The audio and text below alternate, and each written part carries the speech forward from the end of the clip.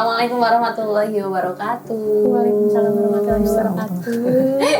Berjumpa kembali dengan kita di Kutu Talk. Nah, apa kabar Kutubers semuanya? Kita mudah-mudahan selalu sehat ya, Dan bahagia. Dan bahagia. Sekarang kan lagi musimnya ini ya, apa sih? Sakit ya, Pancaroba. Lagi musimnya pancaroba kan. Tiba-tiba hujan, belum hujan deh. Udah pernah sekali doang ya? Tapi siangnya panas banget. Siang. Oh iya, Panas panas banget. Jadi banyak yang lagi flu, batuk, tenggorokan. Benar. Aku juga sama. Baru agak mendingan lah. Tapi semoga semuanya selalu sehat gitu. Nah, Kutubers, hari ini ada yang spesial karena tidak hanya kita berdua yang biasa dilihat oleh Kutubers semuanya. Karena hari ini kita ada bestie baru. Nggak baru sih sebetulnya. baru muncul di Kutub Talk. Padahal kita mintanya udah dari lama banget. Kita mintanya udah dari lama, cuma ya biasa. Kalau orang sibuk kan kita harus ngatur jadwal ya. Yang sibuk yang undang sebenarnya. Bukan aku. Gitu. Jadi hari ini ada Mbak Ratna. Harusnya ada musik keren. Oh, memang ada ini kan. Ada Mbak Ratna dari Digital Mama ID. Halo Kutubers. Hai. Aku berada di antara anak muda. Mbak Ratna juga masih muda kan? Masih muda kan Mbak ya? Iya masih muda. Iya. Semangat. Nggak beda Jangan jauh. ditanya umur atau tanggal Enggak. Nanti ketahuan. Kita nggak ada segmen gitu kok. Oh, Oke, benar. Aman. Mbak Ratna, kenalan dulu deh. Oh iya. Kan ini Kutubers belum pada kenal. Nah, tuh. Halo, saya Ratna, editor in chief Digital Mama ID. Asik.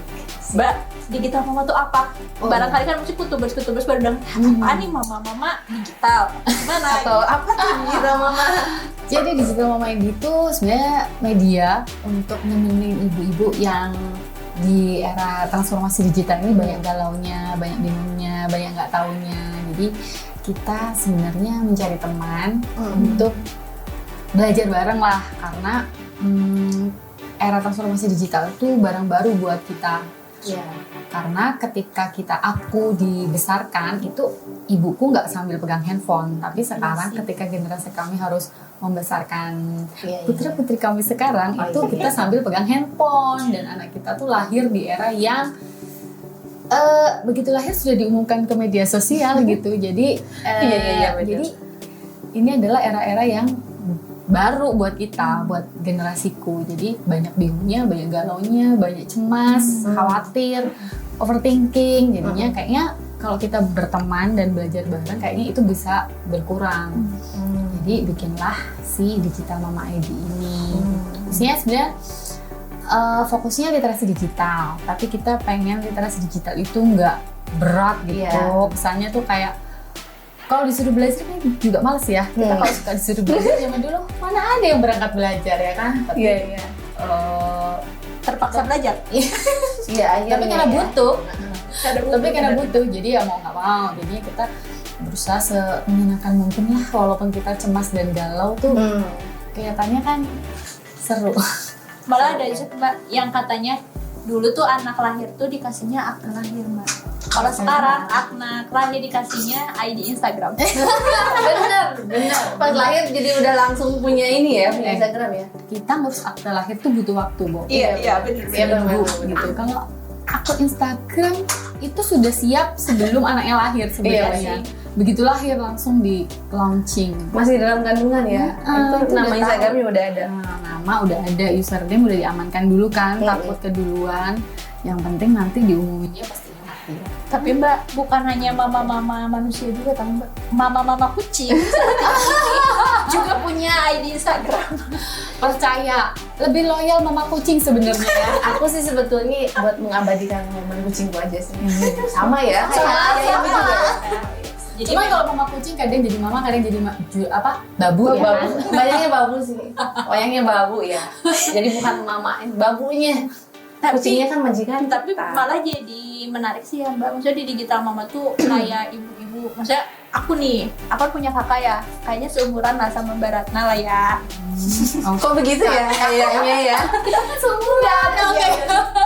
Enggak, tapi maksudku waktu dulu tuh ada tuh dia kakakku ya, tetehku tuh dia galau-galau gitu, terus aku kasihin aja Mbak ID digital Mama. Terima kasih loh. Sama teteh aku. Coba Iya, jadi followers yang lain lakukan yang Iya, sama. karena daripada maksudku ya, daripada Iya. nanya-nanya ke akunya ribet dulu tuh nanya apa, terus aku kasih aja. Udah di sini aja, barangkali nanti ada gitu konten-konten. Jadi ada solusinya. Jadi bener ya digital Iya. mama. Jadi solusi buat mama-mama gitu Mudah-mudahan ya. sih jadi solusi. Ya minimal kan teman bingung, teman Iya. bengong. Minimalnya jadi biar Betul. biar nggak scroll yang aneh-aneh juga sih Mbak sebenarnya tetehku. Jadi daripada dia scroll Instagram yang jamet, ya maksudnya yang alay-alay. apa tuh Instagram jametnya? Yang alay-alay. Nggak berfaedah maksudnya ya. Ya udah aku kasih aja. Terus emang waktu itu ada dulu sih apa ya, aku lupa. Oh, ini yang konten-konten keamanan digital anak. Jadi tetehku tuh sering banget nih dia tuh posting hal-hal pribadi ya, mungkin karena nggak tahu ya Mbak, hal-hal pribadi kayak anaknya mau pergi sekolah di-update, ya nggak apa-apa sih sebenarnya, cuman kan itu ada identitas sekolahnya maksudnya. Aku kasih tahu marah, ya udah aku kasih aja Digital mama. Jadi biar sebetulnya kita biar hemat ya. Iya. Enggak ini. ya nyindir secara digital Tapi, lah. Iya. tapi aku paham sih kalau ada orang diingatkan terus marah tuh karena mereka merasa emang kenapa sih anak-anak aku, kenapa kalian semua yang ngatur gitu. Karena kalau di dunia keamanan digital ya, di dalam hal keamanan digital kerugiannya tuh nggak selalu uang. Iya. Jadi mereka nggak kerasa kalau nggak kayak orang kehilangan uang gitu loh. Kalau kehilangan uang kan Iya. langsung beli brankas lah atau Iya. apalah gitu ya, langsung sewa save deposit box. Tapi kan ini enggak, Iya. jadinya tuh pas dikasih tahu pasti akan ada. Dan itu salah satu tema yang sulit. Semua orang tuh belum tahu gitu, Belum tahu ya. kenapa sih bahkan paham gitu. ya. Sekolah aja kan sekarang tiap mau ujian, tiap mau kenaikan kelas, tiap mau libur, tiap mau apa kan selalu ada kayak tweet bond yang Iya. bahkan ada yang foto nama sekolah, kelas berapa. Iya. Itu kan ya lucu memang, tapi kan kita nggak tahu ya data itu bisa jadi apa di tangan orang yang Yang gawe iya. tapi cari cuan gitu. yang di tangan orang yang jahat kan itu bisa jadi ini ya. Bisa dikumpulin gitu. Jadi Bisa timbul. oh kali ini dia meng-upload soal anaknya, ya udah di keep aja dulu. Mungkin lain kali dia akan upload anaknya ulang tahun, Iya. orang tuanya ulang tahun, ya tinggal dicatat aja kan, coba-coba aja buka passwordnya pakai tanggal lahir anaknya, Iya. mungkin tanggal lahir orang tuanya mungkin, atau seminimal tuh Panggilan. ini loh, kalau dia upload pakai tagging lokasi Iya. di saat yang real time gitu. Real Jadi time. misalnya dia bisa disamperin, Iya. dia bisa yang kayak gitu gitu. Itu kan ya mungkin kerugiannya nggak langsung saat itu juga, tapi kan kita nggak tahu. Iya. amalnya seperti Nggak tahu apa. orang tuh ya. Mm-mm. Dia merencanakan apa buat kita. Benar. Jadi Benar. itu mama-mama ya. Tapi masuk ya sama obrolan kita hari ini. Iya, kita dari tadi udah ngobrol. Tapi bentar, Digital Mama tuh ada di mana aja? Oh, Digital Mama ada di websitenya di www.digitalmama.id, ada di Instagramnya Digital Mama ID, ada di TikTok juga Digital Mama ID, Oh, ada di mana-mana ya? dan ada di YouTube Digital Oh. Mama spasi ID. Oke, semuanya di Digital Mama ID. Mm-mm. Twitter ada? Twitter ada sih tapi Udah jarang ya. mama-mama udah nggak punya energi untuk war ya, Oh, jadi iya, kayaknya bukan anak nongkrong Twitter. Facebook biasanya mama-mama banyak Facebook. Nah, iya sih harusnya. Tapi nggak ada ya. Ada tapi kita nggak terlalu aktif karena orangnya kan tidur lagi ya. Oh iya. Jadi mirroring aja sih paling. Oh iya sih. Tapi mama sekarang beralih kayak Instagram. Instagram. Namanya tuh yang lucu-lucu kayak zaman kita dulu gitu loh. Oh iya. Iya, kayak aku ada salah satu orang tua murid ya. Cipaling gitu. Iya, gitu kayak misalkan anaknya Cipa misalkan, jadi Mama Cipa. Oh iya. Itu Banyak sih sebenarnya kayak gitu. identitas kita tuh suka hilang. Iya. Kalau sudah Oh, iya. anak lahir tuh kadang kita jadi Oh, iya. mama si Anu, Iya. ibu si Anu gitu. Terus ya udah kita kayak melupakan nama sendiri.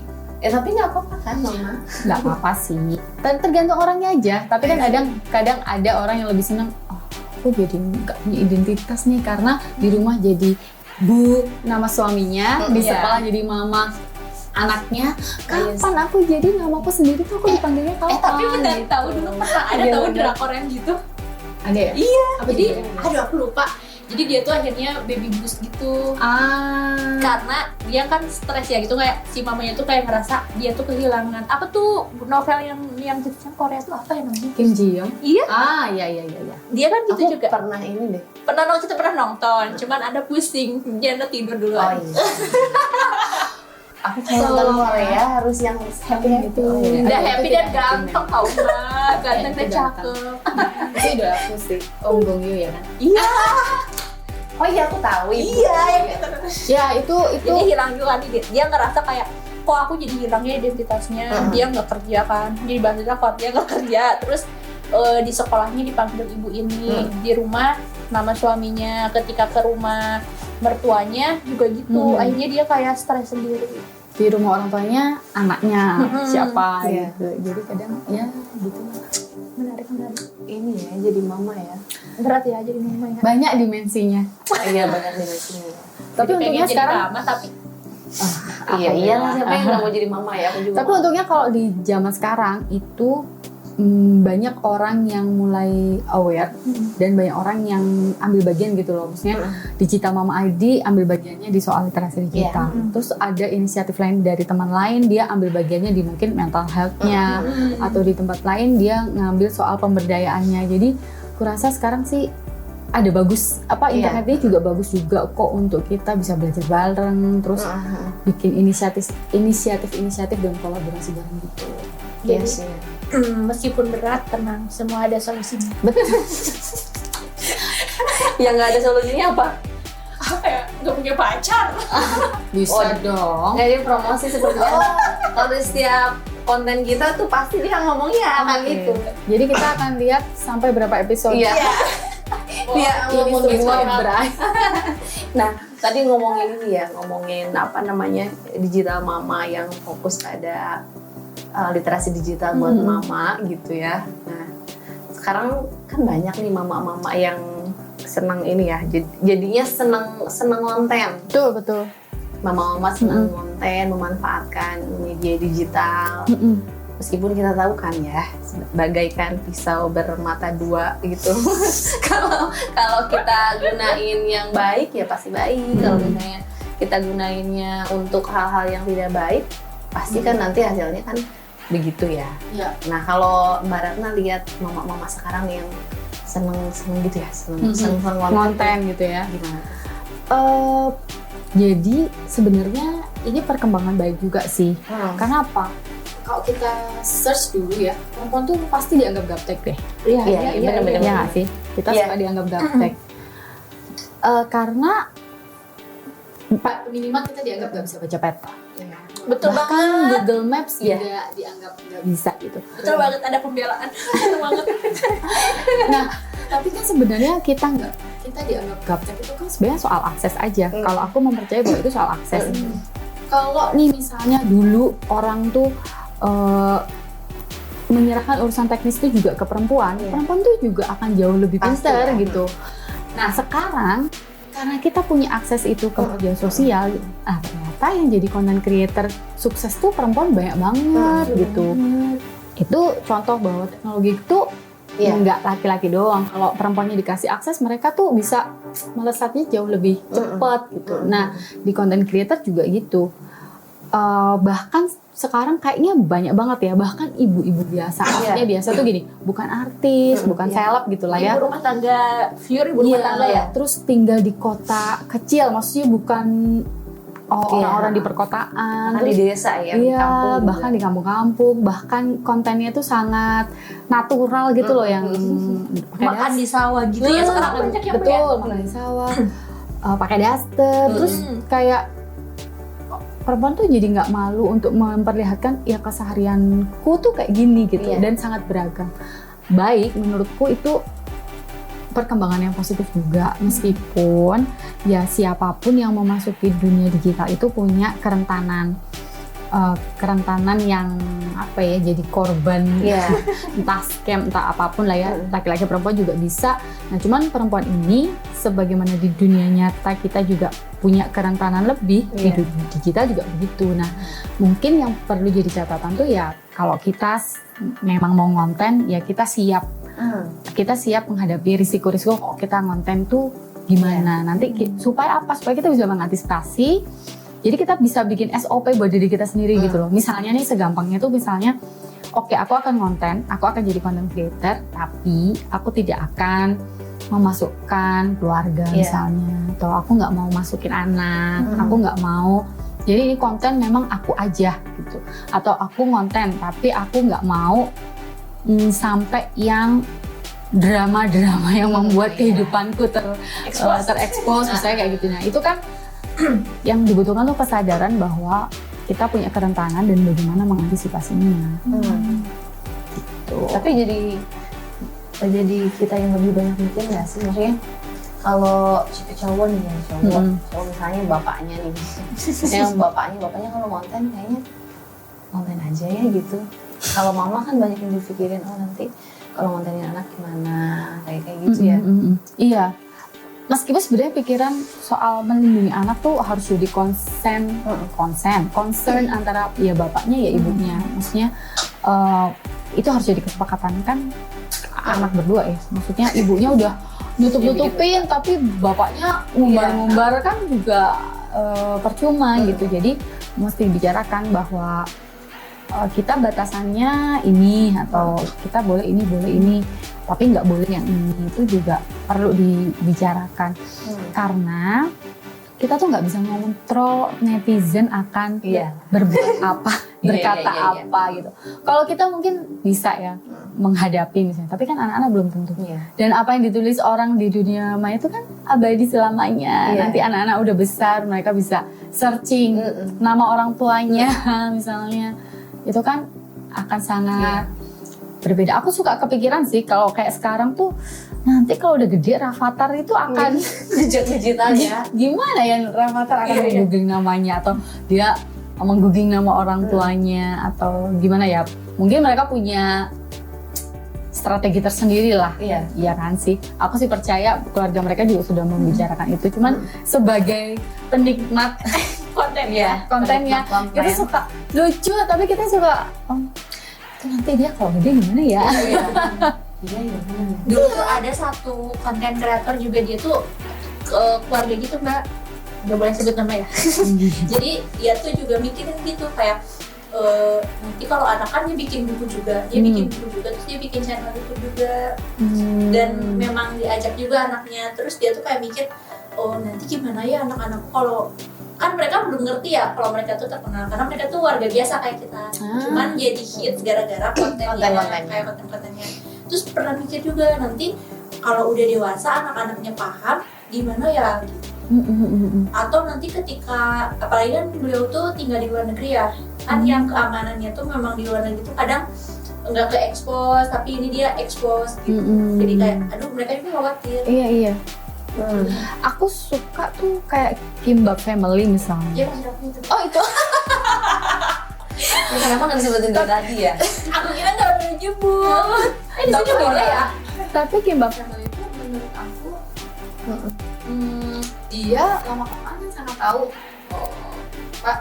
konten apa yang dia buat. Iya, maksudnya seru-seru aja gitu loh kita ngelihatnya tuh. Nah betul, dia akan pasti berpikir ini gimana ya keamanan. Karena kalau kayak di Korea kan ya kita kalau lihat ya ada selebriti menikah terus ternyata menikahnya dengan orang biasa aja terus yang blur-blur gitu. Iya. Nah ya itu akan menjadi PR mereka sih. Cuma aku cukup mengapresiasi Kimbap Family itu karena dia sharing hal-hal baik juga, kayak misalnya ternyata dia tuh juga cemas ketika anaknya pertama kali pegang handphone dan ternyata itu usia SD kelas 12 gitu loh. 5-6 gitu ya Pak ya? Ikut ya, saya juga pun ikut Pak. Karena waktu itu kontennya ada yang tentang memberikan handphone pertama gitu, jadi aku nonton tuh, oh ternyata Kimbap Family yang sedari kecil udah ngonten itu tidak diberi handphone gitu. Tapi ternyata yang nonton Kiba Family. Anaknya nonton semua. Anaknya udah pegang handphone dari TK udah dikasih handphone sendiri gitu. Jadi ya itu bisa jadi sharing juga ya gitu. Terus ya PR ya. ya. Tapi ada juga keluarga yang memang dia sengaja expose itu biar nanti ketika si anaknya gede dia bisa lihat proses dia lagi kecil loh gitu, dari mulai dia bayi kayak gitu kan. Jadi album Dan ini ya pengganti album. Makanya kalau misalnya disimpan di HP atau laptop, HP kan bisa ganti, laptop bisa rusak. Kalau sosial media kan bisa di. Iya. Nah, ada juga yang mikir kayak gitu sih. Itu. Aku juga salah satu yang begitu, tapi kalau aku akhirnya memilih untuk mengunci akun pribadiku. Oh iya. Jadi kalau akun pribadi nggak terbuka. Akunku yang publik maksudnya terbuka, aku nggak share foto anak atau apa gitu sih. Tapi kalau yang aku share, aku kunci minimal. Karena setelah jadi ibu tuh kayak gemes banget. Nggak mungkin ya kayak ya seperti orang lain lah kalau punya kesenangan tuh kan kayak aduh dunia harus tahu gitu. Tapi kan ya udahlah minimalisir, paling enggak akunnya yang digembok karena kita bisa ngatur siapa yang bisa lihat dan enggak gitu. Takutnya kan enggak, karena ternyata pernah suatu hari temanku tuh ya temanku maksudnya orang biasa seperti pada umumnya sharing misalnya di story atau pernah story sih, terus yang ngeliat itu kayak akun-akun nggak dikenal gitu loh. Akun yang ini kan Mbak, akun kayak mohon maaf ya, yang porno ada yang gitu, terus ada yang dari luar, itu jadi serem. Iya kan? Dari luar. Tiba-tiba ngikutin. Terus aku pernah nonton live-nya artis gitu. Ya kalau artis kan memang banyak yang keluarganya udah go public lah ya. Itu yang nonton tuh terus ada komennya tuh yang kayak stranger, dan komennya tuh kayak ngomongin anaknya.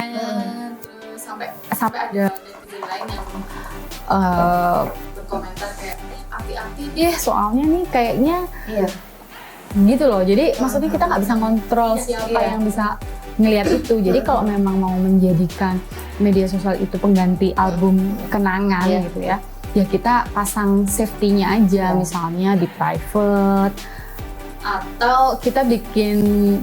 Terus kan ada juga yang tapi kan ngapain kita kalau private ngapain akun ya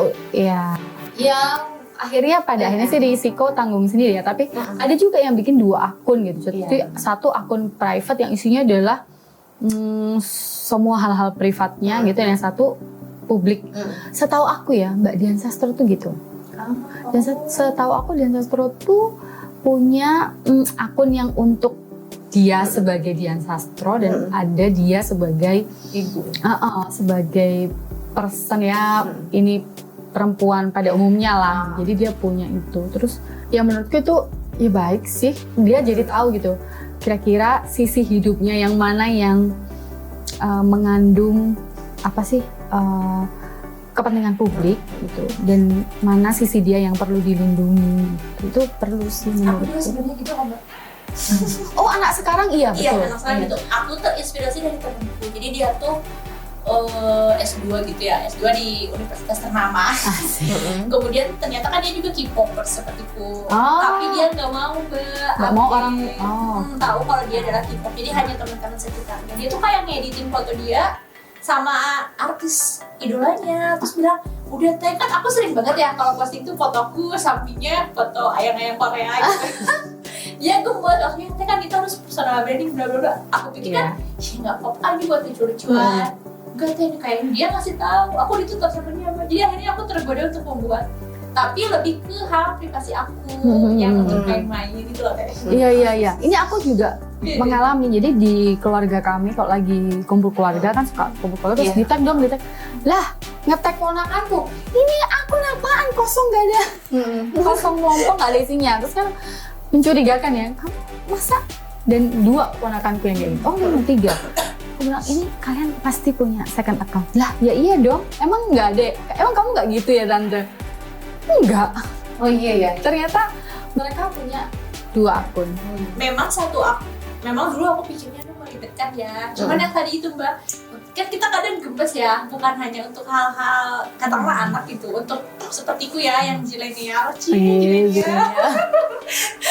tuh gemes juga Mbak. Kayak aku tuh misalkan lagi ngopi atau main sama siapa nih, pengen posting, tapi aku nggak mau orang lain tahu, jadi aku posting di sana.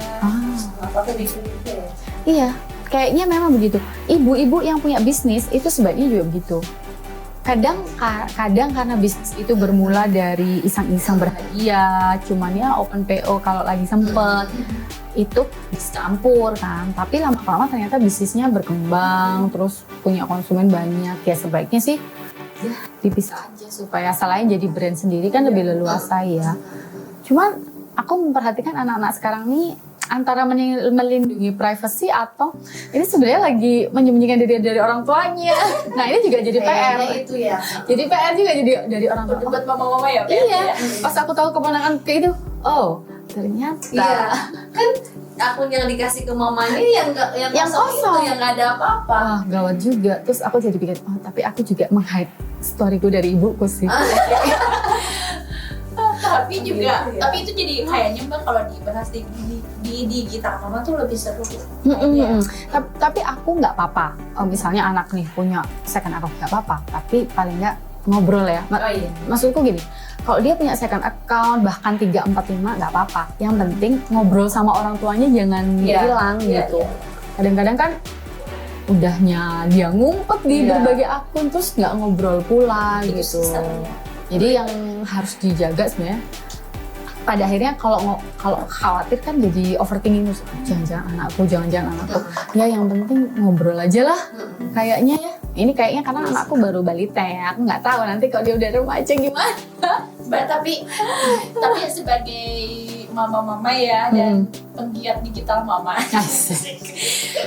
Pernah mikir gini kan kayak aduh, sekarang aja begini nih dunia digital, apalagi nanti ya kalau anakku sudah dewasa gitu nggak sih Mbak? Iya. Ya itu pikiran setiap hari. Iya, aku aja yang belum punya anak gitu. Iya, aku aja yang belum nikah gitu maksudnya. Itu pikiran setiap hari. Dan yang bikin agak deg-degan adalah kadang anak nggak perlu diajari, dia bisa mengenali fitur-fitur itu dengan sendirinya gitu. Kayak di remote TV sekarang itu kan ada search Google apa segala macam itu kan udah built-in di situ ya. Jadi suatu saat ngobrol sama anak yang balita itu terus dia tiba-tiba ngomong, tanya Google aja Bu. Hah, gimana caranya? Kan dia belum bisa baca ya. Ini dong. Terus dia ngomong-ngomong gitu. Kok saya tahu ya? Padahal aku nggak mengajarkan gitu. Terus aku jadi mikir, wah gawat juga nih kalau ternyata banyak hal baru yang ibunya belum tahu. Katakanlah ibunya belum tahu tapi anaknya udah jago kan. Akan selalu begitu ya, berkejar-kejaran. Lu gimana nih entar? Pasti ada kekhawatiran kayak gitu tiap hari sih. Tapi aku itu sih kuncinya. Kayaknya kalau kita ngobrol tuh paling enggak tuh tahu lah. Kayak misalnya gini, anakku ngerti Roblox karena temennya main Roblox. Dia mulai tahu Roblox, tapi dia belum bisa baca kan. Jadi dia mulai nanya-nanya, Bu, gimana sih? Aku nggak tahu awalnya. Oke, apa Roblox, apa Minecraft, apalah segala macam itu. Akhirnya ya mau nggak mau, aku ngobrol sama suami, Pak, cobalah kamu cari tahu Roblox tuh gimana ininya gitu. Maksudnya sejauh apa yang harus kita tahu tentang Roblox, terus. Dan kalau aku sih posisinya tidak a priori. Maksudnya gini, aku bukan tipe yang nggak boleh sama sekali karena menurutku dia akan hidup di zamannya gitu loh. Kalau aku nggak boleh, aku takutnya ada benefit yang dia nggak dapatkan yang harusnya ya ibaratnya gini, dulu kita nggak boleh pakai kalkulator. Sekarang siapa sih yang mau ngitung sekian ribu kali itu tanpa kalkulator tuh kan ya ngapain gitu kalau kita bisa mengakses kalkulator di tangan kita. Kalau dulu kan kalkulator kita harus alat terpisah, beli dulu gitu kan, sekarang enggak. Jadi ngapain gitu. Jadi menurutku gak apa-apa. Dia pengen tahu ya kita jawab dan kita temenin gitu. Jadi yang penting tuh enggak. Ada kan yang tipe enggak sama sekali. Ada yang tipe boleh, apa aja boleh. Nah kalau di digital mama sendiri prinsipnya adalah kita nyari di tengah. Yang penting adalah benefit itu kita bisa serap gitu ya. Maksudnya kita jadi tahu, oh keuntungan outputnya ini. Jadi kita lebih produktif, kita lebih apa gitu loh. Nggak yang terus nggak boleh. Nanti malah dia semakin penasaran, ingin tahu sendiri kan. Iya. Malah nggak ngomong ke orang tuanya gitu kan. Serem juga. Iya sih. Menurutku yang paling ternyata setelah menjalani beberapa tahun ini, ternyata yang paling serem tuh bukan soal teknologinya, tapi adalah ketika anak gak mau ngobrol. Iya. Nah aku deg-degannya tuh sebenarnya itu, kayak misalnya pulang sekolah, kamu tadi ngapain sih? Gitu, itu aja aku langsung, hah? Kamu gitu sih? Iya. Itu yang menurutku agak lebih khawatir. Aku lebih cemas itu sih ketimbang teknologi. Kalau teknologi sih menurut aku kalau kita masih bisa kita inilah sumber belajar banyak gitu. Oh dia ngomongin apa? Coba kita googling dulu lah minimal. Iya. Gitu. Tapi Kita kalau udah bisa jadi sama-sama belajar ya pada akhirnya. betul. Dia Tapi kalau tahu duluan, kita mau nggak mau mesti nyari. betul, kalau anaknya udah tutup pintu itu yang kita nggak tahu di balik pintu itu dia ngapain gitu. Bapaknya udah menarik Lagi. untuk jadi Coba kamu sebagai anak muda, kalau ditanyain orang tua ini itu kan agak mulai iya sih Mbak. Tapi kan kalau aku orangnya sering semuanya ngomong Mbak. Aku putus cinta, aku lagi ngecewain orang ngomong. Cuman ada cumannya. oke. Kalau Belum ya. mama nanyanya itu mulu tuh emang sebel juga Mbak. Jadi jangan, tolonglah para mama. Jangan tanya yang berulang-ulang, tolong. Emang kita Dan jadi bete. Cuman pahamnya adalah mungkin kan orang tua tuh lupa. Udah nanya dulu mungkin ya. Iya.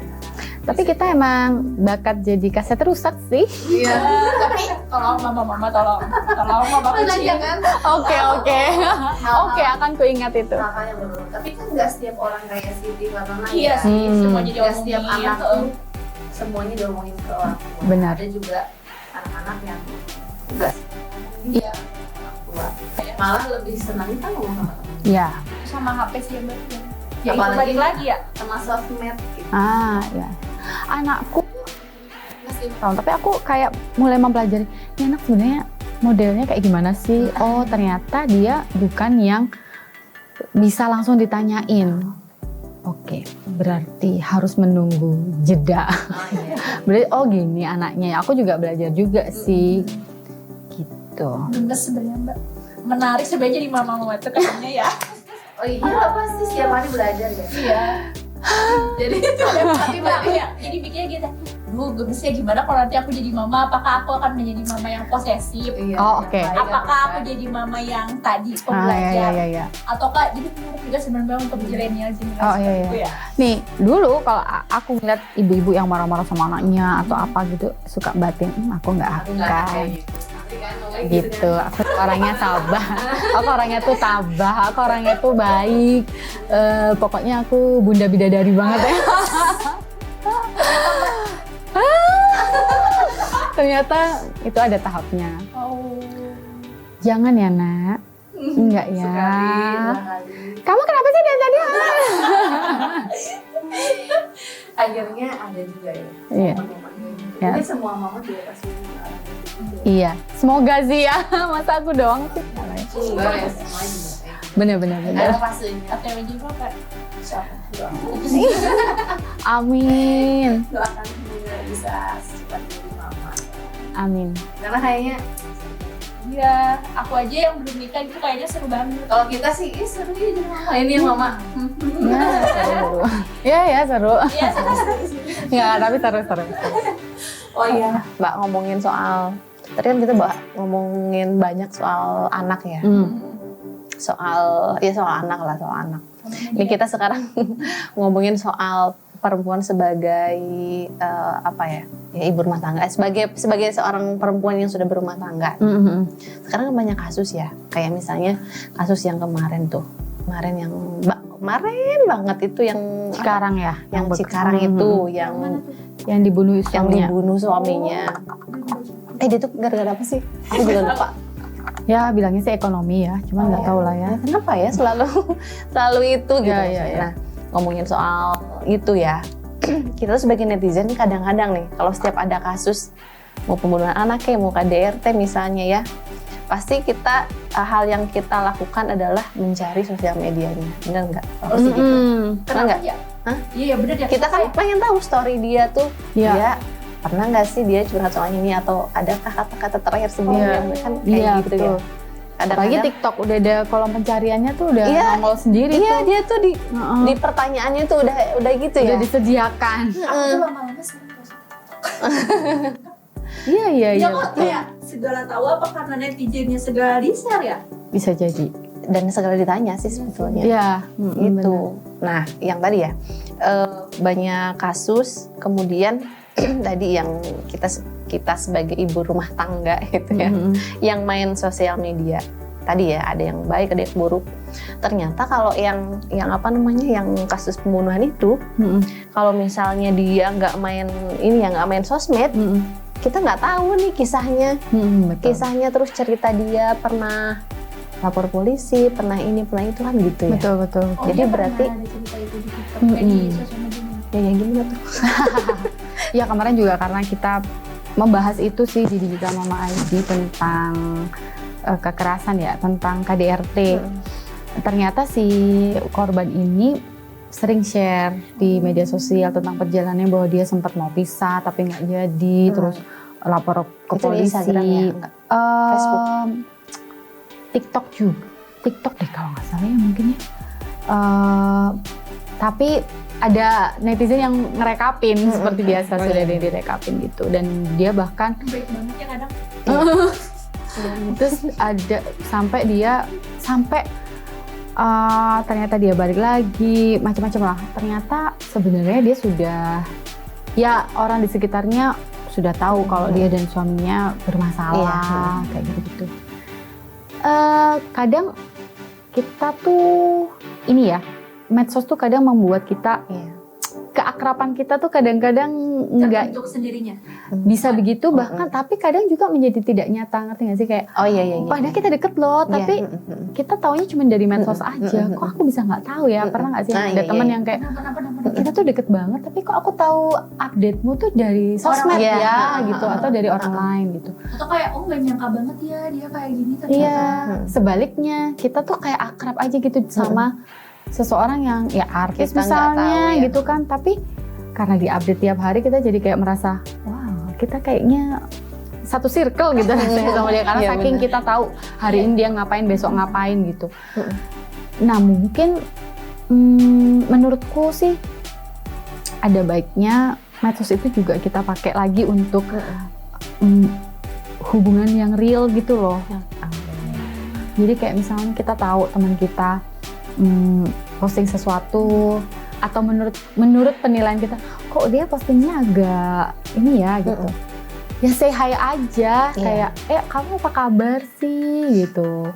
Ya basa-basi dulu, mungkin kadang-kadang mungkin dia cari teman cerita kan, karena nggak tahu mesti cerita ke siapa, dia share ke media sosial kadang. Walaupun kadang ada yang oversharing juga ya, misalnya berantem sama suami dibagi di medsos, berantem sama mertua chatnya di screenshot kan, itu juga malesin sih memang ya. Tapi kadang orang kayak gitu juga mikirnya, apa saking nggak ada cerita, nggak ada tempat orang cerita buat gitu. cerita. Mungkin kalau kita say hi, kita jadi bercerita, mungkin dia nggak perlu gitu juga gitu. Kalau kita kenal dia, itu sih media sosial tuh ajabnya tuh kadang menjauhkan yang dekat, mendekatkan yang jauh. Iya benar ya. Sama kadang sekarang itu kan kadang kalau misalnya kita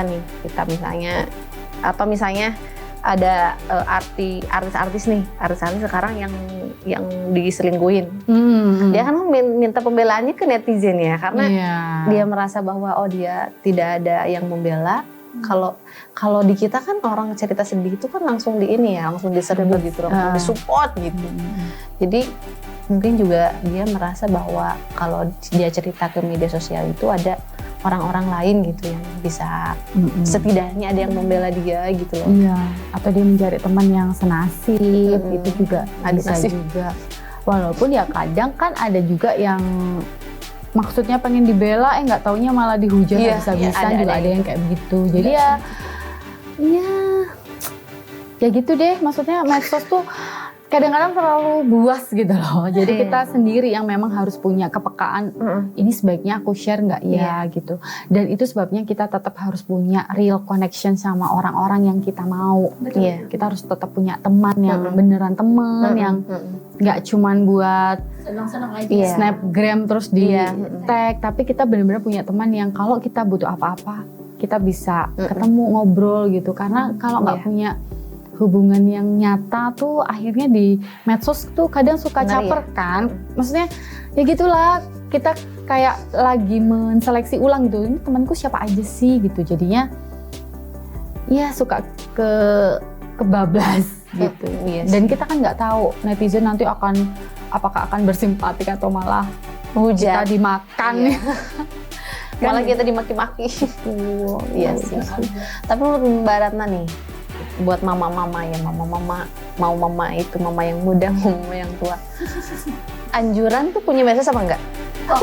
Kok kita mesti begini? Iya. Nanti kan pas selfie di kaca toilet kan jadi kelihatan nih. Nah, iya benar. Handphone kita. Kamu normal gitu. Ternyata banyak ada pasarnya. Iya. Gitu. Dasarnya orang-orang yang sama. Kalau kayak gini-gini sih menurutku yang tapi